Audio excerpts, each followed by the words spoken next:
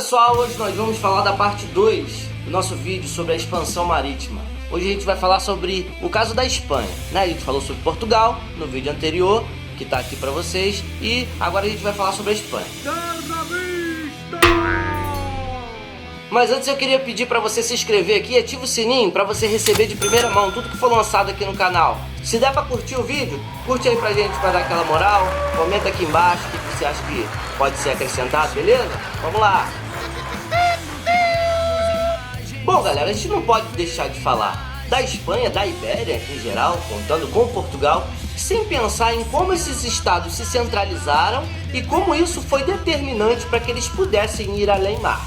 No caso da Espanha, foi pela união do estado de Castela e de Aragão. Assim, a Espanha unificou seu território e partiu para a busca além-mar de terras que pudessem, de alguma forma, contribuir para o crescimento dessa nação que estava recém-formada com uma monarquia. A Espanha é considerada hoje um país cristão católico, e essa origem dessa cristandade se deu pela ocupação do território, que nesse momento, antes da união da Ibéria, do Estado espanhol, esse território era habitado pelos mouros, os muçulmanos, que também contribuíram muito para a cultura espanhola.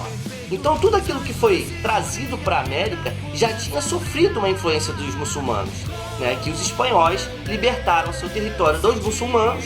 É uma pena por conta da fusão de cultura, poderia ter sido muito mais intensa, muito mais agradável se houvesse uma convivência pacífica, mas eles acabaram sendo expulsos do território e a Espanha passou a ser um país completamente cristão. A origem do Estado se deu a partir dessa conquista de território e aí esse Estado se declarou cristão. Muitos dos estados que surgiram nessa época surgiram a partir de uniões de famílias. E no caso da Espanha não foi diferente. A partir do casamento de Fernando de Aragão e Isabela de Castela, esse reino foi unificado e pronto, eles estavam preparados para sair e ocupar novos territórios. O chamado Novo Mundo estava à espreita para ser descoberto. Pessoal, algumas noções nessa época, através do envolvimento com a ciência, fez com que eles descobrissem algumas coisas que hoje são questionadas, como por exemplo, a teoria de que a Terra era redonda, né? A viagem de um ponto da Europa, dando a volta por todo mundo e chegando ao mesmo ponto do outro lado, para eles comprovava que a Terra era redonda, né? E eu acho que para mim comprova também. Será que para você também comprova? O medo do desconhecido era uma coisa que já afetava a Europa medieval. A evolução do conhecimento comprovou que alguns desses medos não existiam na verdade. Monstros marinhos, a teoria de que a Terra era plana e de que no final do mar cairiam os barcos se eles navegassem até lá. Muito disso foi comprovado com a viagem de espanhóis e portugueses através de suas descobertas, né? Chegando às Índias, chegando a toda a costa do Pacífico Norte, do Pacífico Sul. E isso comprovou para a Europa e para o mundo de que a Terra era redonda e de que eles podiam explorar o máximo possível sem aqueles medos que eles tinham na Idade Média. Na virada do século XV para o século XVI, Portugal e Espanha estavam no topo do mundo. Eram consideradas as nações mais ricas por conta dessa exploração da América. É claro, os outros países europeus que não tinham seu território centralizado, buscaram centralizar o seu território para que pudessem participar dessa chamada partilha do mundo. A gente vê que depois os Estados Unidos vão ser ocupados por franceses, vão ser ocupados por espanhóis, vão ser ocupados pelos ingleses principalmente, que vão deter ali o principal domínio daquela região. Dadas essas duas grandes nações, Portugal e Espanha, tendo que dividir a América, surge a chamada Bula Intercetera. Essa bula foi assinada pelo Papa Alexandre VI e era uma legitimação de que aqueles territórios tinham agora ocupantes. Esta bula, como eu disse, legitimava, né, a ocupação desses territórios da América. E essa divisão entre Portugal e Espanha logo migrou para um tratado chamado Tratado de Tordesilhas. Talvez esse seja muito famoso e você já até tenha ouvido falar uma vez. Então eu vou colocar aqui para vocês como ficou dividido o mundo entre Portugal e Espanha a partir do Tratado de Tordesilhas.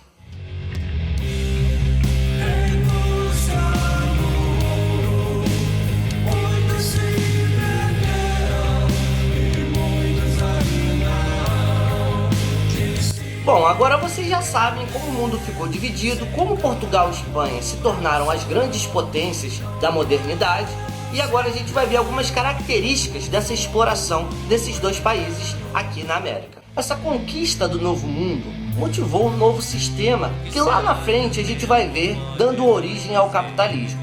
Esse tipo de sistema, que foi originado com a expansão marítima europeia, é chamado de mercantilismo. E no mercantilismo acontece uma coisa muito interessante para a gente pensar o porquê essas potências lucraram tanto, né? O pacto do exclusivo comercial.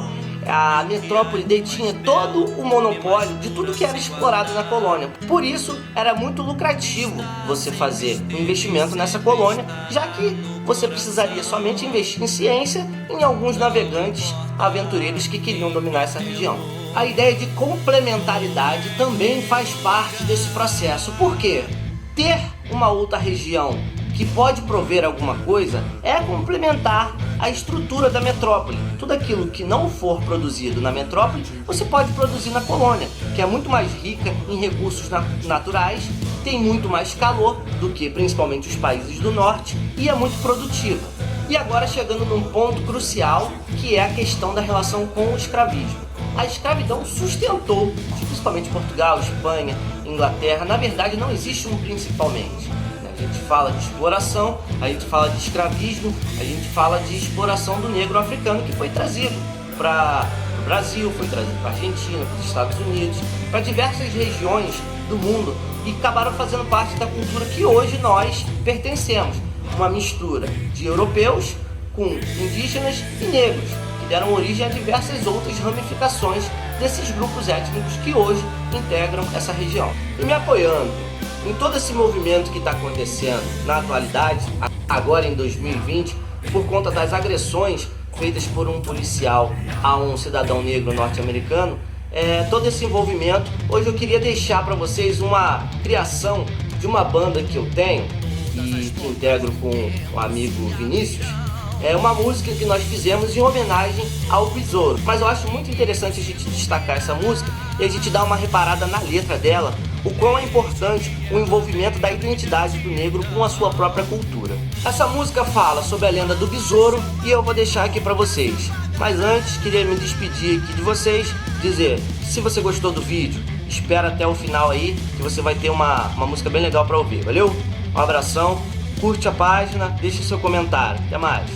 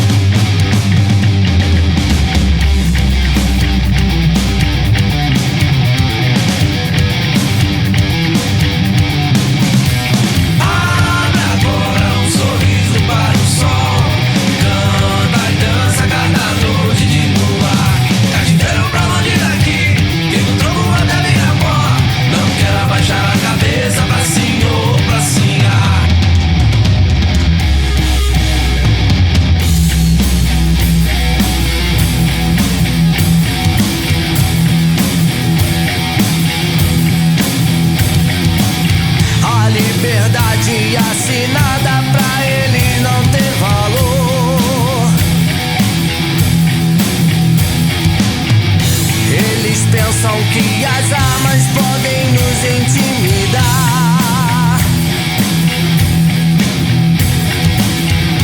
É a hora de chamar aquele que não sente dor, que tem um corpo fechado e que está pronto pra lutar. E ele pode até voar. É o besouro Mangangá.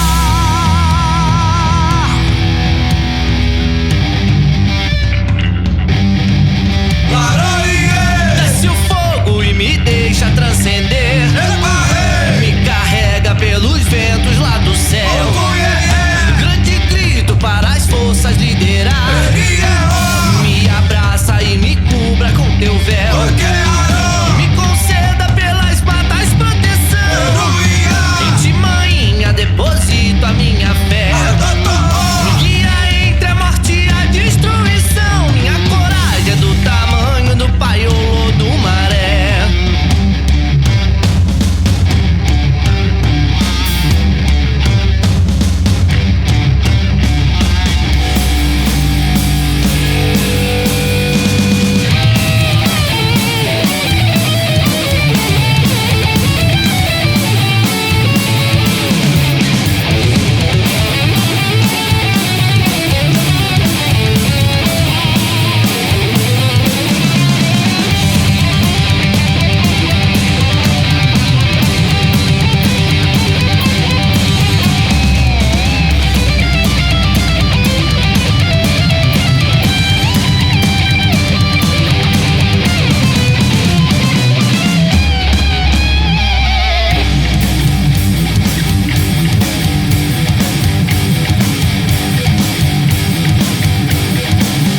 Foi preciso uma faca de tucum e traição.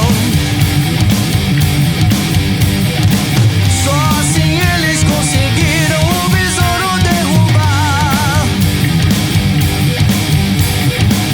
Mas se acharam que iriam triunfar com opressão, morre um homem, fica lendo a força pra se revoltar. A guerra vai continuar. Nunca mais vamos nos curvar.